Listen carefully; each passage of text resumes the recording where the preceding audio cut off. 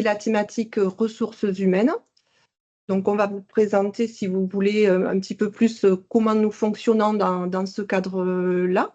Bon, pour la thématique RH, je vais vous présenter. Je laisserai mes collègues fiscaux présenter la thématique fiscale. Donc, au niveau de notre direction, juste pour resituer, nous sommes à peu près 400 agents. Nous sommes répartis sur l'ensemble du territoire avec une direction à Agen et une cité administrative à Agen, un centre des finances publiques à Marmande, un à Villeneuve et une antenne à Tonens. Voilà. Donc, au niveau de la thématique RH, ce que nous proposons en fait aux personnes que vous nous adressez ou qui viennent vers nous, c'est de les accompagner selon leurs besoins, c'est-à-dire d'identifier avec elles si elles ont besoin de remettre le pied dans l'emploi, si elles ont besoin d'un stage, d'un apprentissage, si c'est pour elles, si c'est pour accompagner leurs enfants. On ne va pas avoir une offre unique, on va essayer d'identifier d'abord le besoin de la personne. Donc, nous nous engageons quand il y a un contact, quand vous nous saisissez dans le cadre du PAC Nouveau Départ, à répondre dans les 48 heures à la personne. Donc, on la recontacte ou par mail ou par téléphone. Et au niveau RH, soit moi, j'ai un échange téléphonique, soit j'ai un échange en présentiel. Ça dépend des cas, ça dépend. Je m'adapte aussi beaucoup aux personnes, en fait, en fonction de leur demande. Et ensuite, on essaye de trouver ce qui correspond à leurs besoins. Donc, dans les cas qu'on a eu à traiter, enfin, que j'ai eu à traiter sur cette thématique depuis le démarrage du PAC Nouveau Départ, on a pu offrir des contrats d'auxiliaires, c'est-à-dire des contrats de courte durée pour aider à remettre un pied dans l'emploi. Parce que pour celles que j'ai accompagnées sur cette thématique, c'était des personnes qui avaient été éloignées un petit peu de l'emploi pendant une certaine durée. Donc, au moins, on leur remet un pied dans l'emploi avec des contrats de courte durée, mais qui peuvent être renouvelés ou qui ont pu donner lieu à des contrats plus longs. Donc, voilà l'offre telle qu'elle s'est déclinée jusqu'à maintenant sur les thématiques RH. Est-ce que vous avez des questions particulièrement par rapport à cette thématique-là?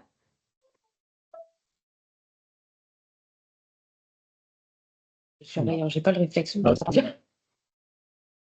Du coup, est sur Marmande. Okay. Je viens de renvoyer un lien aussi à...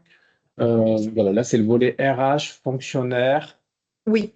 Donc, voilà, fonctionnaire territorial ou il y a une distinction? Alors, là, on va recruter sur des contrats de courte durée, donc les personnes ne seront pas fonctionnaires. D'accord, la location. Mais malgré tout, on peut parler peut-être d'une personne qu'on a aidée qui a fait un premier contrat, justement pour lui remettre un pied dans l'emploi, qui a donné toute satisfaction, qui s'est beaucoup plu chez nous aussi, qui a pu être rencontré sur un contrat plus long de 3 ans ensuite. Alors, c'est toujours dans le respect des procédures de recrutement de la fonction publique, hein, avec candidature, jury, voilà, on respecte bien les règles. Et cette personne-là donc, a enchaîné avec un contrat plus long, puis a passé les concours de catégorie C, concours de catégorie B. Elle a obtenu les deux. Et donc là, maintenant, elle va devenir donc fonctionnaire suite à cette première entrée chez nous en contrat d'auxiliaire. Donc on est vraiment satisfait en plus de voir comment la reconnaissance, on va dire, de ces personnes qui reprennent un peu confiance à travers l'emploi. Donc on est vraiment, on souhaite continuer. Donc on en a d'autres qui sont en contrat chez nous actuellement aussi. Et qui sont entrés en PAC Nouveau Départ? Qui sont entrés en PAC Nouveau Départ. Là, c'est depuis le début de l'année. Nous avons 2 questions. Oui. Donc, on a Madame Persillon, si son micro fonctionne ou sur le chat. Oui, j'ai pas très bien compris. Du coup, ce n'est disponible, cet accompagnement, que pour les personnes qui sont déjà en contrat? Non. En fait, la difficulté, alors voilà, ce que j'ai du mal aussi à lier encore, je vais peut-être, voilà, c'est en fait là vous parlez d'une situation, mais comment elle est arrivée dans votre organisme? Elle était déjà dans votre organisme et vous avez accompagné? Elle est arrivée par le PAC Nouveau Départ. Donc, c'est une dame qui était signalée par un des collègues du département, ou voilà, il est arrivé, donc on vous l'a signalé au niveau. Donc, il était Il était en emploi quelque part? Non, c'est quelqu'un Ok. qui nous a été, c'est des signalements via les assistantes sociales ou assistants sociaux, Oui, qui nous disent, ben, cette personne, elle a une problématique fiscale et elle a une problématique aussi de recherche d'emploi. d'accord. Elle a besoin de retrouver un emploi. Donc, c'est comme ça qu'on... des personnes qu'on connaît, nous. Hein. Ok. Non, c'est des personnes envoyées via le PAC Nouveau Départ. Donc là, voilà, c'est vraiment le signalement des collègues de Oui. terrain qui ont saisi, dans le cadre du PAC Nouveau Départ, votre service dans le cadre fiscal et recherche emploi, et du coup, vous avez répondu sur ce volet-là. C'est ça. Hein, Alors, la plupart du temps, c'est quand même des questions fiscales en oui, majorité. voilà, c'est ça que les collègues sont surpris, moi pareil. Oui. Souvent, on est concentré sur l'autre partie, Sur mais la celle-ci, partie on l'a pas forcément en tête. Moi, je l'avais pas.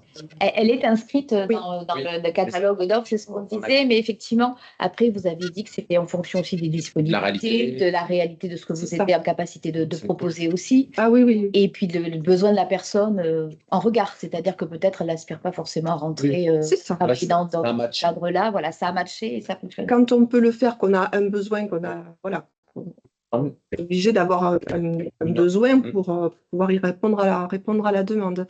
Mais ça a matché pour 3 personnes déjà. Ah, c'est beau. Voilà. 3. Oui. C'est pas neutre. Donc, Ok. non, c'est pas neutre. C'est bien. Voilà. Il y a Madame Manzoko qui avait une question. Sandrine? Le micro, s'il vous Il plaît. nous faut le micro, parce qu'on a les gestes et les lèvres, mais pas le fond. C'est pas encore bien. Excusez-moi. Oui, c'est pas forcément une question, mais effectivement, l'offre, cette offre dont les ressources humaines, elle est inscrite dans la fiche de suivi, mais elle est aussi intégrée dans le corps des mails que les travailleurs sociaux complètent lorsqu'ils saisissent en fait la DDFIP.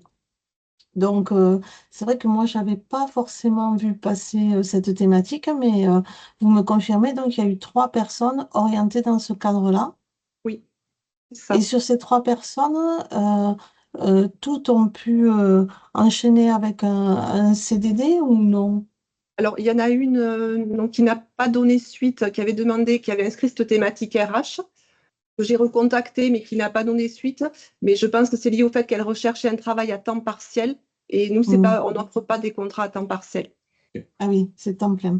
D'accord. Voilà, c'est temps plein. Donc, on en a 2 depuis le 1er janvier 2025 qui sont rentrés par le biais du PAC Nouveau Départ et une qu'on avait aidée précédemment, hors PAC Nouveau Départ, mais dans le même type de démarche. Une longue tradition d'accompagnement des femmes victimes de violences. C'est ça. Je gagne. Et ensuite, s'il y a besoin de mettre en place des moyens de garde, etc., vous rééchangez avec le travailleur social orientateur? Comment ça se passe? Alors là, ça Sur ne s'est pas l'articulation. vraiment posé. La question ne s'est pas posée jusque-là. Voilà, c'est D'accord. des freins, voilà, c'est de savoir comment on refait le lien avec le secteur. Oui, ou c'est le ça, c'est travailleur comment social. on refait le lien, oui. C'est quelque chose qui peut se faire. Voilà, si c'est des freins dans le recrutement, c'est des freins qui peuvent être levés par différents leviers. Donc, n'hésitez pas à revenir oui, dans donc le ça ne s'est pas secteur. posé, mais... Ok, là, D'accord. c'est bien. Ok. Merci. Donc, on a 2 nouvelles connexions. Donc, on a Corinne Brunotto qui vient de se connecter, donc notre responsable du CMS de Nérac. Et après, je ne sais plus qui c'est que j'ai vu passer en connexion récente. Non, ben voilà. Corinne, bonjour, bienvenue. Bonjour. Peut-être Madame Sac, non? Je ne sais pas. Okay. Valérie, je crois qu'il y avait une question. Le micro, Valérie, je ne vous entends pas. Oui, pardon, mais décidément, je mets la caméra et pas le microphone. Oui, en fait, si ça se reproduisait, peut-être qu'en effet, il faudrait modifier au niveau de l'offre de service. Je ne sais pas, Sandrine, si ça paraît en temps partiel, par exemple, puisque c'était une personne qui, du coup, a été peut-être mal orientée, peut-être préciser temps plein sur votre offre. Est-ce Voilà, que si ça en vous effet, paraît c'est pertinent de quelque le faire? chose peut-être Et ça permet de cibler, de ne pas perdre de de cibler temps. davantage. De ne pas vous faire perdre du temps si sur ce type de profil avec des emplois, soit on peut être sur de la recherche de temps partiel et autant ne pas perdre de temps ou faire de faux espoirs pour l'un et pour l'autre. C'est Par ça. exemple, on peut le directement. Ça se fait. Ok. Et j'avais une deuxième question, pardon. Un peu de mal ce matin. Une deuxième question sur la localisation en fait, de ces offres d'emploi, puisque vous parliez tout à l'heure en fait, des secteurs d'Agen, Marmande, Villeneuve-Tonins. Est-ce que ça se limite à ces secteurs-là? Oui, Voilà. ça se limite là où on a des centres des finances. D'accord, Oui, tout à fait. d'accord. C'est juste un complément d'information, j'avais besoin. On a Merci perdu beaucoup. les perceptions en campagne. on a perdu ces points ruraux. Donc, c'est vrai que tout a été centralisé depuis. Voilà, je ne cherche pas à polémiquer, mais c'est la réalité du territoire. Nous, la ruralité, c'est un de nos combats. Donc voilà, c'est vrai qu'on a perdu tous nos perceptions assimilées dans le département. Et donc, il y a une recentralisation du service dans une logique nationale. Et du coup, c'est vrai que ça se concentre sur les chefs-lieux de canton, les arrondissements plutôt. Après, travailler la problématique de déplacement, enfin de mobilité, à revoir. Là, ça s'est fait, il n'y a pas eu de problématique, ça a matché. On a pu recruter 2 personnes sur Agen qui étaient sur le secteur d'Agen et une autre sur Marmande qui était sur ce secteur-là. Donc. Mais effectivement, le fait de pouvoir refaire le lien éventuellement, si vous voulez, à l'occasion de la proposition que vous faites, vous déceliez un frein, que ce soit à la mobilité ou la garde d'enfants, refaire le lien avec le travailleur social, effectivement, ça peut être intéressant aussi d'accompagner la personne à l'inverse. Oui. Ok. D'autres questions sur cette partie-là? Non. Alors, je vous laisse. Pour le pôle gestion, la partie habituelle, classique. Et dans le temps aujourd'hui, La gestion fiscale, donc effectivement, on est juste après la fin de la date limite de la campagne déclarative des revenus. Et donc, effectivement, la partie gestion fiscale, les finances publiques sont connues pour la partie impôts. Donc, c'est effectivement cette partie-là dans l'offre PAC Nouveau Départ, qui est le deuxième pilier. Donc, sur apporter une aide personnalisée aux personnes pour leur démarche administrative et fiscale, en l'occurrence. Donc, il y a plusieurs éléments. Donc, le principe est le même. Donc, effectivement, une saisine du référent par messagerie, en communiquant tous les éléments utiles, donc pièce d'identité, et puis les coordonnées téléphoniques surtout, parce que dans le cadre aussi du secret professionnel, on contacte les personnes, on échange avec les personnes en priorité, hein, et c'est avec elles qu'on échange les documents. C'est un petit peu la même logique si vous connaissez aussi les France Services, par exemple, puisqu'on disait qu'au niveau des territoires, il y a une concentration des services des finances publiques sur les chefs-lieux, mais on a aussi des accueils de premier niveau qui sont réalisés dans les France Services, et donc qui sont aussi des points d'accès pour rentrer privilégiés avec nos équipes des finances publiques. Et dans ce cadre-là aussi, c'est pareil, quand on travaille avec les France Services, on travaille en contact avec l'usager et pas avec la France Service directement. Donc il y a aussi cet aspect secret professionnel. Là, c'est la même logique. On travaille on aide l'usager, donc il est recontacté selon la même logique dans les 48 heures pour pouvoir apprécier sa situation. Donc ce qui est important quand vous faites votre saisine, c'est donc de bien préciser, donner la carte d'identité, donner les coordonnées téléphoniques de la personne, et puis bien préciser aussi le cadre de la demande, le cadre RH peut-être, mais quelle est la problématique fiscale précise, pour qu'on puisse nous déjà analyser le dossier, savoir ce qui se passe et recontacter la personne pour répondre à ses attentes. D'accord ? Et donc après, il y a plusieurs niveaux d'éléments qui peuvent être sollicités. Donc celui auquel on pense beaucoup en ce moment, parce que c'était aussi un point, alors ça fait 1 an que c'est déployé, mais c'est la sécurisation des adresses. Moi, je pense à ce point-là en particulier pour les personnes qui sont victimes de violences. Donc le fait de pouvoir bénéficier de ce dispositif pour que leur adresse ne soit pas connue et qu'elles puissent quand même avoir donc un compte fiscal particulier, leur propre espace. Et puis après, donc, la possibilité du coup d'accéder à leurs documents fiscaux, puisque c'est ça dont elles ont besoin pour leur démarche administrative. Donc c'est toute cette partie-là. Je vais passer la parole à Gwenaëlle Tistandier, donc, qui est en direct avec avec vous et avec les personnes qui sont en besoin d'aide, et qui va vous présenter un petit peu les différents points sur lesquels elle intervient.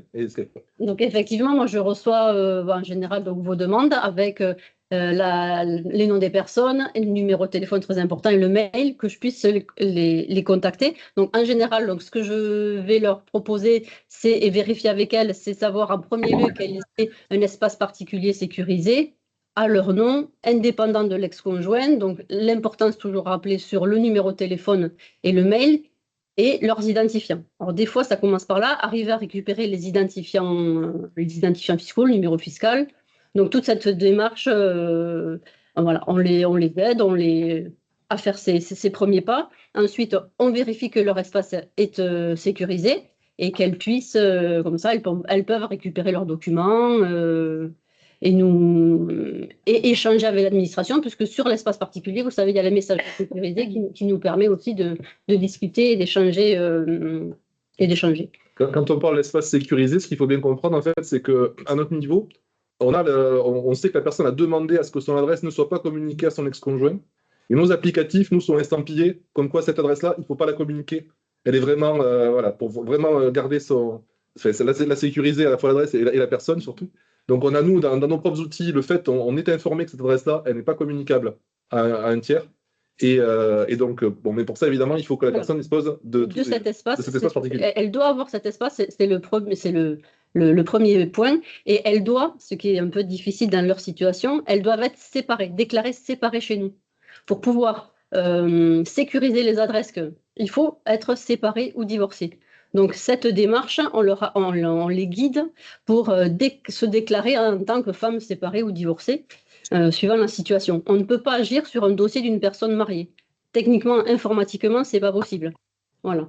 Donc, on est obligé de suivre un peu cette trame. Une fois que la personne a son espace et est séparée, divorcée, elle nous communique l'adresse, la nouvelle adresse qui va être confidentielle. Et là, on transmet à nos services informatiques. Ça ne se fait pas chez nous. Et donc, il y a tout un système pour effacer les adresses dans le dossier de l'ex-conjoint et sécuriser la démarche. Donc ça, c'est essentiellement là-dessus sur lequel on travaille. Et on a déjà cette année sécurisé 9 demandes de sécurisation de dossiers. Combien? 9. 9 demandes. Ouais.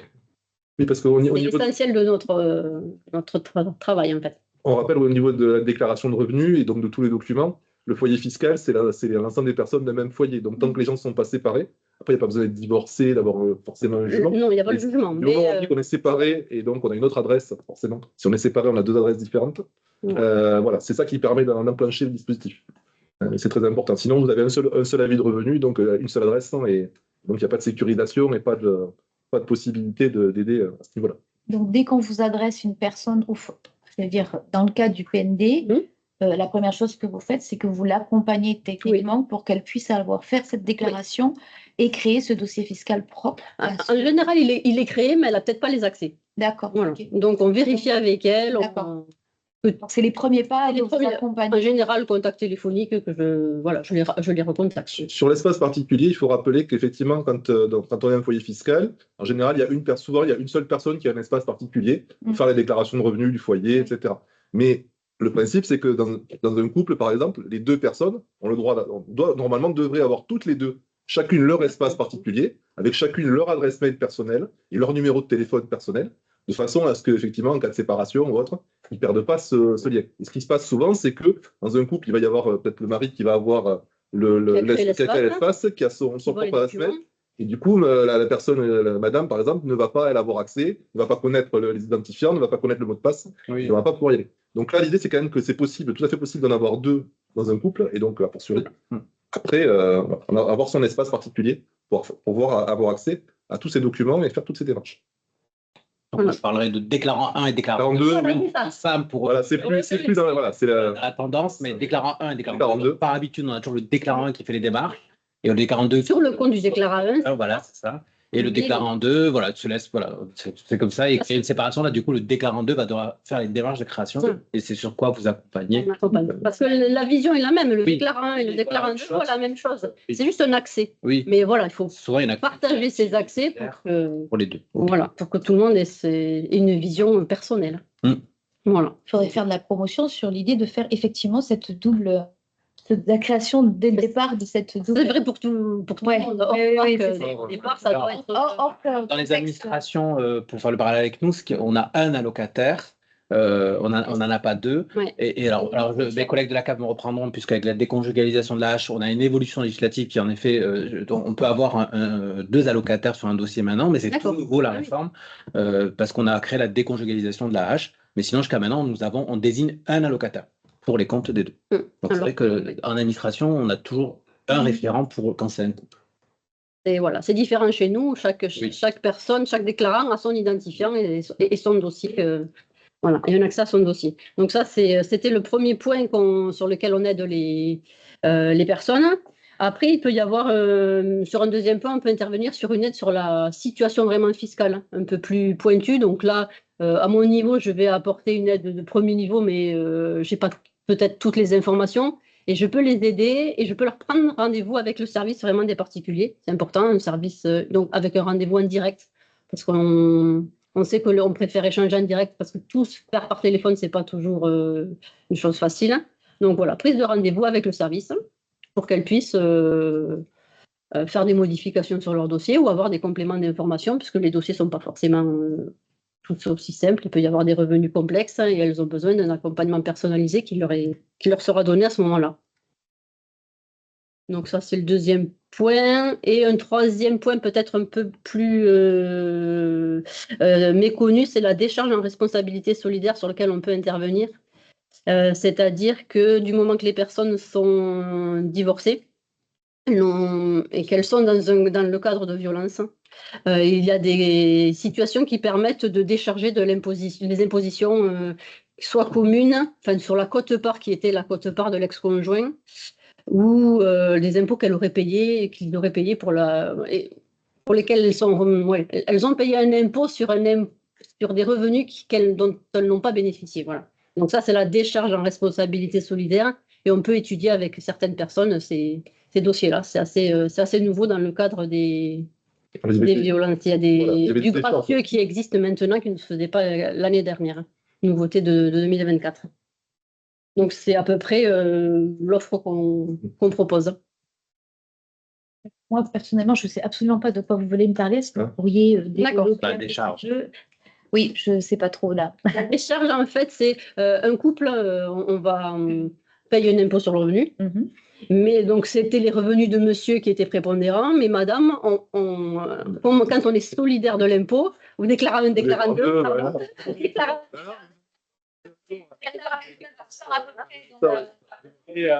N'a pas bénéficié de ces revenus, mais est solidaire du paiement. Oui. Donc, il devait payer l'impôt au même titre que le déclarant. Voilà. Là, on peut étudier ce cas-là et la personne n'est plus solidaire du paiement de cet impôt, dans certaines conditions bien particulières. Voilà. On peut étudier. Parler que du revenu d'impôt sur le revenu. Taxe d'habitation et impôt sur la solidarité, enfin ISF. ISF, oui, donc. Sur la fortune Mais immobilière. pas la taxe foncière. Pas la taxe foncière, pas le revenu foncier. Le revenu foncier est un impôt sur le revenu dont est inclus dans l'impôt sur le revenu. Ok. Voilà.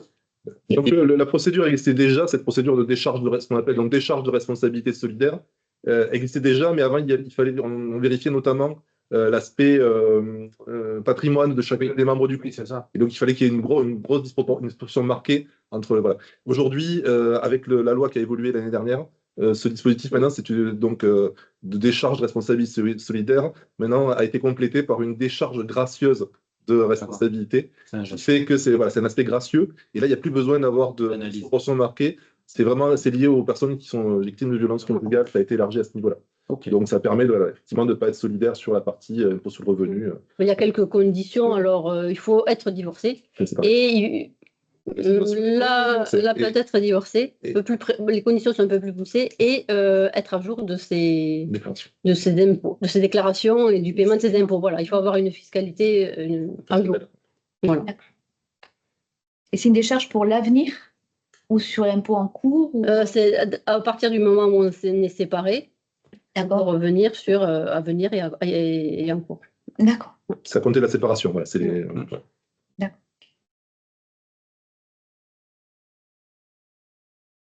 Sur l'avenir, c'est jusqu'à la prochaine déclaration. Ouais. Donc voilà. À la prochaine déclaration, on va réétudier une photo de la réalité de la situation. C'est jusqu'à la prochaine. La prochaine déclaration, elle peut être séparée du coup. Oui, et du coup, elle sera sur l'année de séparation. Voilà, c'est la courante, on va dire, ou les impôts qui n'ont pas encore été payés. Voilà. C'est bien recouvrant, mais pas encore réglé. Ça, dans tous les cas, ça nécessite un accompagnement. Oui, là, c'est pour examiner la situation à l'instant T quand elle se présente.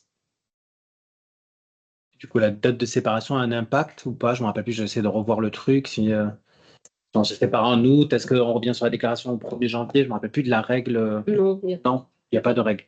C'est l'année de la séparation, on fait 2 déclarations, peu importe la date de la séparation. Ok. Je ne sais pas s'il y a des questions dans la salle, des interrogations, des surprises.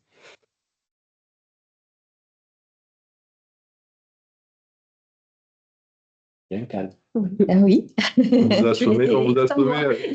Non, c'est peut-être clair. Des précisions si les choses sont pas assez claires. Pour les pièces, peut-être, les pièces, vous avez des besoins particuliers dans le cadre de ces procédures, sur les pièces en particulier à fournir. Déclaratif, droit à l'erreur.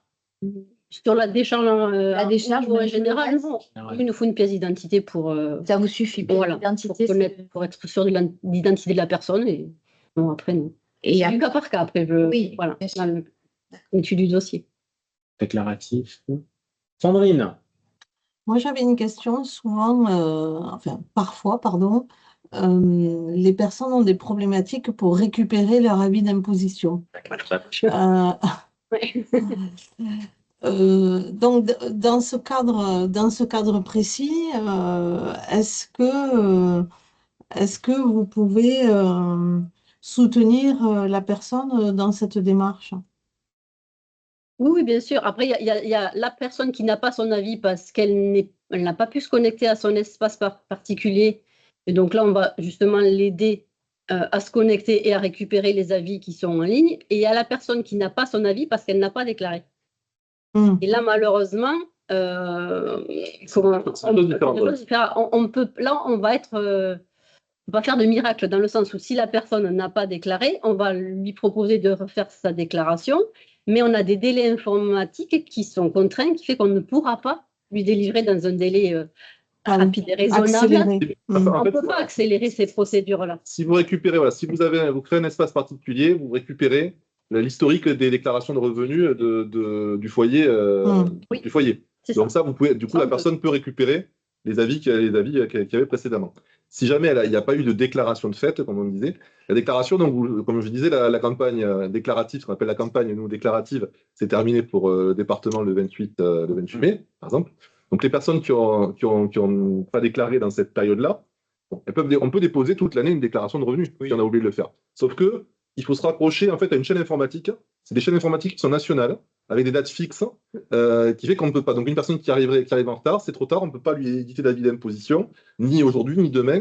Et c'est pas non plus dans un mois, ou dans 2 mois, ou dans 3 mois. Ça dépend de la prochaine chaîne informatique qui va permettre ce traitement. Donc il n'y a aucune possibilité d'accélérer le mouvement, il n'y a aucun pas de droit, il n'y a aucun avantage possible. On est calé sur des chaînes nationales. Oui. Donc voilà. Donc, mais par contre, évidemment, le plus vite c'est fait, le plus vite on se rapproche à la prochaine chaîne de traitement. Donc entre 3 et 6 mois, si j'entends de délai. Ça dépend les périodes de l'année, parce qu'en fait, on appelle ça des rôles d'impôt, et donc il y a des rôles supplémentaires. Donc ça peut être 2 mois, ça peut être 4 mois, ça dépend les périodes. Alors du coup, l'impact que ça, le fait que vous n'éditez pas d'avis d'impôt, c'est que nous, ça nous impacte nos outils informatiques parce qu'on est interconnectés. Il faut savoir que quand on fait une déclaration d'impôt, vos flux à vous viennent imputer nos flux. Et du coup, c'est avec ces flux de vos services qu'en fait, on calcule les droits sociaux. Donc, où il nous faut l'avis d'impôt, où il nous faut le flux DGFiP. Et si on ne l'a pas, du coup, nous, on ne peut servir aucun droit. Voilà. Donc, on a trouvé un système de contournement.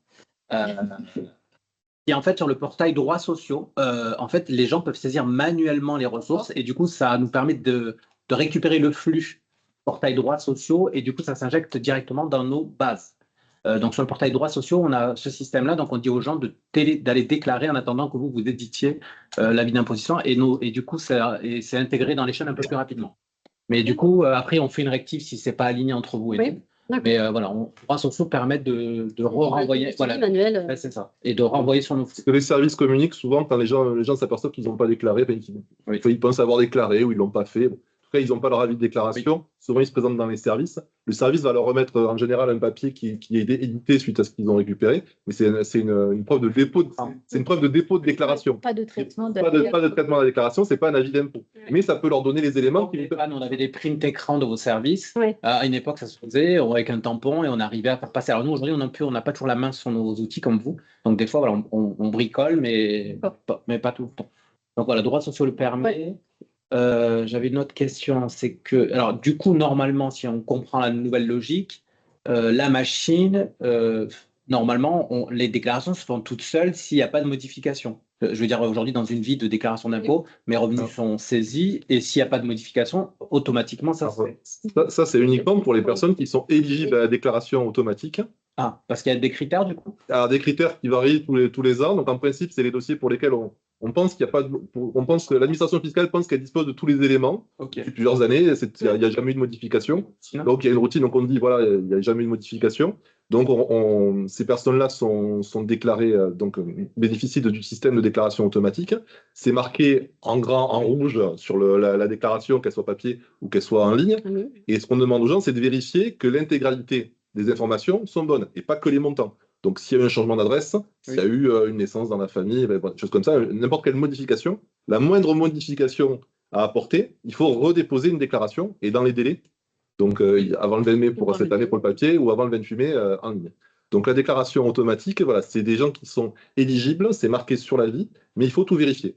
Et si vous avez vérifié qu'il n'y a aucune modification, vous n'avez rien à valider, vous n'avez rien à. Donc, on le prend automatiquement nous, dans la chaîne de traitement automatisé. Voilà. Et si vous redéposez, il y a quand même presque la moitié des gens qui vont faire des modifications, qui vont avoir des. Mais je suis dans l'optique du déclarant 2 qui n'avait pas l'habitude de le faire. Je me dis que la machine, elle va balayer automatiquement, ça nous évite de ne pas avoir d'avis d'impôt non déposé et de rectifier après. Si elle se manifeste auprès de vous, vous avez déjà une déclaration, c'est juste une modification à faire. Oui. C'est peut-être plus facile que de partir avec rien. Mais je pensais que ce système était généralisé. Non.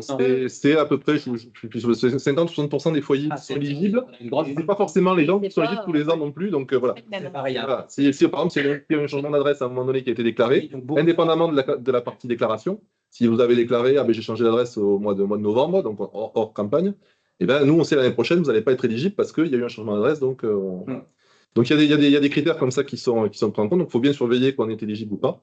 Okay. Sinon il y a une action à faire. Sinon il y a une action à faire. Se manifester. Même tout valider sans rien ajouter, mais il y a une action à faire pour la plupart des gens en ligne. Ok. Dans tous les cas, dans notre public commun, sur le PEC Nouveau Départ, là, il y a forcément quelque chose à faire puisqu'il y a la séparation. La séparation à acter. Voilà, c'est en fonction de la date de la séparation et de la temporalité fiscale, c'est de savoir dans quelle période on tombe, avant, après, pendant. Et donc, en fait, ça ne sera pas la même action et le même travail à dérouler. Encore une autre chose, ce qu'on a pu observer aussi, c'est quand un des deux déclarants, un ou deux, va faire un changement de situation. Donc, du coup, ça va écraser ce qui est pré-rempli. On a des cas où on a eu ça, où en fait, un va manifester la séparation, mais le deuxième, du coup, repart avec un avis d'impôt où du coup, ça le force à tout revérifier et à tout ressaisir. Par exemple, la partie revenu foncier qui était pré-remplie, la partie... Elle n'est pas pré-remplie, la partie revenu foncier. On peut faire des reports de l'année N-1. Oui. Donc souvent, ils disaient on peut faire la partie report N-1 en automatique, ils vous le suggèrent. Donc du coup, ces gens-là repartent, il faut tout ressaisir. Oui. Partie déclaration bancaire, les flux automatiques, pareil, c'est écrasé, donc il fallait récupérer les flux des banques. Tout à fait. Voilà, donc ça demande, du coup, quand on déclare un changement de situation derrière, une année particulière avec effectivement un travail sur la déclaration. Et du coup, voilà, avec un déclarant 2 qui n'a pas forcément aucune info parce qu'il ne gérait pas cette partie. Voilà, qui va du coup devoir contacter le déclarant 1 ou le déclarant 1 pour récupérer les infos. Tout à fait. Donc, voilà, c'est des situations, voilà, cette partie-là est un peu particulière. Je pensais qu'on pouvait reporter, mais non, il faut vraiment tout ressaisir, c'est un travail du coup. Il faut proratiser, c'est ça, c'est qu'on ne peut pas. Il y a un calcul à faire, il y a un prorata à faire en fonction à qui appartenaient les revenus, parce que c'est quelque chose que l'administration n'a pas forcément. Ok. Voilà. Ça, c'est des questions. Profitez tant qu'ils sont là, si vous avez rencontré des particularités. Oui, pour être certaine d'avoir bien compris, le dépôt de déclaration n'est pas un avis d'imposition, on est d'accord. Mais est-ce que ce dépôt de déclaration peut, auprès des organismes, faire foi, on va dire? Non. Non. Il n'y a que l'avis d'impôt. Aujourd'hui, elle se génère en direct live quand tu fais ta saisie. Normalement, à la fin. L'avantage de la télédéclaration, par exemple, notamment, parce que normalement, rappelons-le, la télédéclaration, c'est la règle, c'est la loi. Et normalement, ça devrait être l'obligation pour tous. Bon, après, on tient compte des difficultés, des zones blanches, etc. Des gens qui sont totalement en incapacité d'avoir un accès à Internet, ou même s'il y a des fins de service, même s'il y a d'autres dispositifs qui sont mis à leur disposition, ou des PC en libre service aussi dans nos administrations, où les gens peuvent venir et se faire aider. Ça. Mais donc, le principe, c'est quand on fait une télédéclaration, donc, à part quelques exceptions particulières, on a bénéficié d'un avis de situation déclarative dès l'issue de la télédéclaration. Et ce document-là, c'est un document qui peut être présenté donc, aux autres administrations, aux organismes, voilà, puisque c'est normalement quasiment ce qui va. Normalement, c'est l'avis tel qu'il devrait sortir si on ne s'aperçoit pas lors d'un contrôle qu'il y a quelque chose de. Voilà. Qui va sortir au mois de juillet. Qui va sortir donc au mois de Fin juillet. juillet. Donc ça, c'est l'avis de situation, c'est dire l'avis de situation déclarative à l'impôt sur les revenus. Donc ça, vous avez ce document-là qui peut servir. En attendant, le futur avis qui sort, donc dans les 2 mois qui suivent, puisque les avis sont mis à disposition fin juillet dans les espaces particuliers. Condition d'avoir déclaré, évidemment, dans les délais. Donc, ce voilà. document peut servir pour Voilà. Les démarches administratives. pour les démarches administratives. Pardon. Oui, on peut s'en servir en sachant que pour les droits sociaux, on est toujours décalé de 1 an. Donc, cet avis d'impôt ne sera pris en compte qu'en janvier de l'année d'après.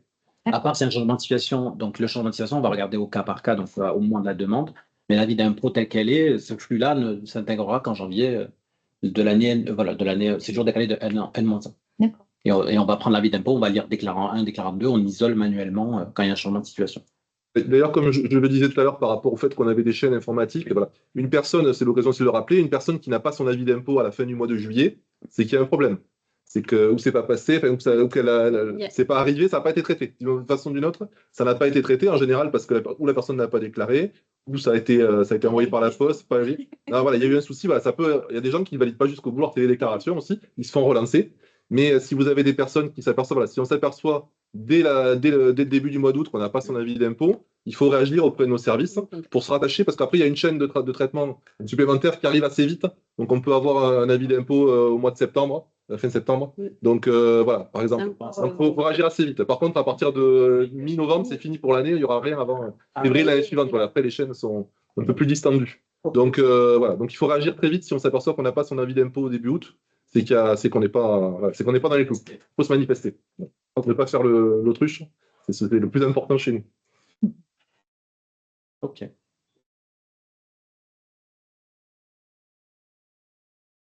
vais dire mesdames, je comprends que des dames. J'avais peur de contrarier monsieur. On travaille sur la mixité des métiers. Alors, il n'y a pas trop de risque. Alors, assistante sociale, on le met au féminin parce qu'il y a plus de filles. On a été jamais passé sur l'assistante sociale, on a plus de filles. Donc. Oui, mais il faut travailler sur la mixité, c'est ce que je dis. Hein. Oui, mais après, c'est lourd, si on met E entre parenthèses et ES et E. Est-ce que vous avez à distance des questions supplémentaires? Non? Est-ce que les choses vous paraissent claires, des besoins complémentaires? On peut rajouter, nous, qu'effectivement, comme on le disait, on est en contact avec, enfin, peut-être vous êtes, on est en contact avec la personne qui demande l'aide, mais éventuellement, on est aussi susceptible de revenir vers les assistantes sociales si on a besoin d'autres compléments d'information ou que vous puissiez. Oui, ça m'arrive régulièrement d'appeler les assistantes sociales pour avoir un complément d'information, mieux connaître le dossier parce que voilà, j'ai besoin des fois d'informations complémentaires. Ok. Et éventuellement, dans le cadre du secret professionnel, comme on disait, on est en contact avec le demandeur, mais si le demandeur a besoin d'être aidé et d'être avec vous, on le fait avec vous. Oui. Si lui est d'accord pour que vous soyez présent, c'est sa responsabilité à lui. Voilà. Mais nous, on est en contact, voilà, toujours pareil. Hein. Nous avons le même cadre juridique qui contraint notre profession également, donc on est soumis au secret professionnel. Donc pareil, nous, on ne donnera pas d'infos si la personne elle-même ne nous donne pas l'accord. Ça relève du secret professionnel pour notre part, avec inscrit au code pénal et de perdre notre fonction. Voilà, ça fait partie lié au métier de travailleur social, d'assistant social plus précisément. Donc on est tenu au secret professionnel également. Bien. Ok, s'il n'y a pas de questions. Oui, allez-y. Oui. Je voulais apporter une petite précision. Si des personnes ont besoin de traducteurs, notamment pour venir pour vous rencontrer, sachez que c'est possible de mettre en place un traducteur qui peut se déplacer avec le partenaire Alizé. Voilà. Je précise pour information, peut-être que vous n'avez pas encore eu ce type de situation, mais c'est faisable. Accompagner les démarches. Et en fait, c'est expérimental dans le cadre du pacte Nouveau Départ, c'est financé dans le cadre du pacte Nouveau Départ, justement. C'est mobilisable. Oui, il n'y a pas eu le cas, non. Mais c'est typiquement, oui, c'est une bonne idée de le préciser. Ça peut être utile pour faciliter les démarches. Utile. Sur les RIB, est-ce que vous avez des exigences particulières? Les RIB. S'il y a besoin de RIB, est-ce que ce sont le nom de la personne? Je sais pas. Monsieur, madame, ça pas de problème. Je sais pas. Ouais, non. Sont à l'étranger? Non, pas d'exigence. Pas d'exigence particulière. Ok. Sur la création du dossier, Je réfléchis, mais non, pour l'instant, pas de problématique à ce niveau-là. Ok. Combien de d'autres personnes vous avez rencontrées jusqu'à présent? Cette année, 14, 13 ou 14. Attends, 3-4 par mois. Suivant les- C'est pas mal. C'est bien. Ouais, Ok. Je sais pas s'il y a des questions. Bon. Vous avez des choses à rajouter? Non. Ok. Non. Non. Peut-être de manière générale, d'abord, effectivement, vous remercier infiniment pour votre participation à ce premier galop d'essai. Et je pense, en tout cas, moi, de mon point de vue, a été pertinent en termes d'échange d'informations et d'on voit aussi les enjeux des uns et des autres sur ne serait-ce que le partage d'informations, le secret professionnel, etc. J'aurais souhaité, moi aussi, peut-être interroger les personnes qui se sont connectées, savoir si le format, techniquement, vous a convenu, cette durée, le format webinaire, sachant que vous allez pouvoir éventuellement, notamment aux collègues qui n'auraient pas pu se connecter aujourd'hui, pouvoir le réécouter pour pouvoir s'imprégner des informations qui ont été partagées aujourd'hui. Et si vous avez effectivement d'autres sujets dans le cadre du PAC Nouveau Départ qui vous sembleraient pertinents que nous partagions sous ce même format, n'hésitez pas à nous le faire partager, à nous faire remonter ces besoins-là, parce que voilà, nous, on continue, on a prévu un certain nombre d'interventions de ce type, mais à condition évidemment que ça réponde à un besoin. On n'est pas en train de faire des choses qui ne servent à rien. On a tous besoin de beaucoup de travail les uns les autres, donc autant mobiliser sur des choses pertinentes. Moi, aujourd'hui, en tout cas, c'est mon sentiment. Je trouve que c'était hyper pertinent et je vous en remercie encore. Mais voilà, n'hésitez pas à me faire remonter, à nous faire remonter à l'équipe projet, ou à vos chefs de service qui étaient présents ou pas, de ce que vous souhaiteriez échanger sur les sujets ou d'autres formats qui vous sembleraient plus pertinents. On est ouvert à la discussion et on essaiera de faire au mieux. Ok. C'est parfaitement clair. Ok. Je ne sais pas s'il y a des questions, interrogations avant qu'on clôture. Il y en a qui sont arrivés en cours de route, comme un sac, Camilla Camara. Bonjour. Sandrine, je vois la main levée. désolée. Donc, moi, je n'ai pas forcément de questions là, mais je voulais remercier l'engagement de la DDFIP dans le PAC Nouveau Départ, effectivement, et que j'ai trouvé la réunion très intéressante parce qu'on a pu, dans le détail, mieux comprendre votre fonctionnement, finalement. Et voilà, donc merci encore pour la richesse et la pertinence des informations. Juste pour répondre à Corinne, je vois la question dans le fil de conversation, Corinne. Oui, je peux faire ça. Je peux intégrer les responsables de CMS dans les invitations agenda et après, si vous pouvez les transférer à vos équipes, ce sera peut-être plus simple que via un mail. Je peux le faire, Corinne, si les responsables de CMS, vous êtes OK. Ça me fait un petit noyau de 6. Mais après, tous les travailleurs sociaux, ça me paraît difficile à gérer à mon niveau, mais Alors, la transférer balle, au CMS. non, à la balle formation du CD. C'est une BLF, il nous faut des noms et prénoms. Ah, Voilà, il nous faut des noms et prénoms, sinon on vous reste. je tiens quand même à préciser que cette gestion de la... Mais c'est pas simple. Ça n'a pas été simple parce que techniquement, vous ne voyez pas les codes et le lien pour la réunion, sauf que nous, Oui, nous, on les voyait. Donc, voilà. Ça répondrait à cette problématique, ce que propose Ouais, Corinne. je comprends. Pas mal. Voilà, Corinne, ce qu'elle propose, je pense pas mal, parce que du coup, si on met les responsables de CMS et après, eux, ils se le gèrent, ils peuvent le transférer. Ça se met automatiquement dans les agendas. Ils n'ont pas besoin. Je vois ce qu'elle veut faire.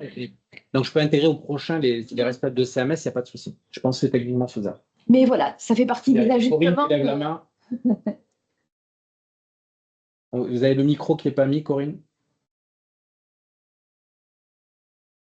Non, on n'a pas de micro. Sinon, on ne peut pas l'ouvrir à distance. Non, je peux juste le fermer, mais pas l'ouvrir. Je n'ai pas le pouvoir d'ouvrir le micro. Sinon, ça serait problématique, je pense. Corinne, nous ne vous entendons pas. Donc voilà, le format de 45 minutes, 1 heure, je pense que c'est un bon format pour les équipes en termes d'investissement dans un agenda. Voilà, ça reste gérable. Et après, voilà, il faut trouver des thématiques pour nourrir les collègues. Là, bon, temporalité des GFIP. N'hésitez pas à faire remonter vos idées. Quelle prochaine thématique vous souhaitez donc pour le 27 juin 27 juin, voilà. J'ai des idées, mais après, si vous avez, voilà. Pour l'instant, rien n'est définitivement arrêté. Je vous ai partagé le calendrier en amont pour que vous puissiez bloquer dans vos agendas ces temps-là. Voilà, n'hésitez pas à les partager avec vos collègues, évidemment en lien avec le pacte Nouveau Départ, puisque c'est lié à ça. Donc, voilà, Corinne nous écrit, puisqu'elle n'a pas de micro, voilà, juste les bons codes, promis, voilà, on va essayer De faire mieux. ça pour le prochain du premier coup. Ok. Donc, on a une suggestion sur l'accès au logement, donc on va prendre vos suggestions, vous pouvez continuer à écrire et on va se les partager avec Madame Lardouette. Et du coup, voilà pour ma part. Mais je vous relais souhaite- moi aussi l'accès Oui, au pardon. logement parce que c'est une, en termes de saisine des références sectorielles, ça représente la majorité des saisines Cette thématique, auprès des bailleurs sociaux. Donc, ce serait important effectivement de Ouais, mais formater un webinaire Ouais. sur, mais pas pour juin, c'est vu la non, complexité. peut-être à la rentrée, mais du coup, il faudra certainement mettre tous les acteurs du logement ensemble. Oui, parce que là, c'était Ça, facile, on avait voilà.